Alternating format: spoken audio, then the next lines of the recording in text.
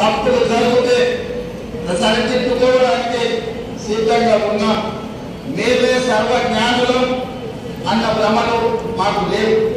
అందరి సలహాలను సూచనలు స్వీకరించి చర్చించి ముందుకు వెళుతున్నాం. ప్రజలకు స్వేచ్ఛ, సామాజిక న్యాయం, సమాన అవకాశాలు ఇవ్వాలన్నది మా ప్రభుత్వం యొక్క ప్రాధాన్యత.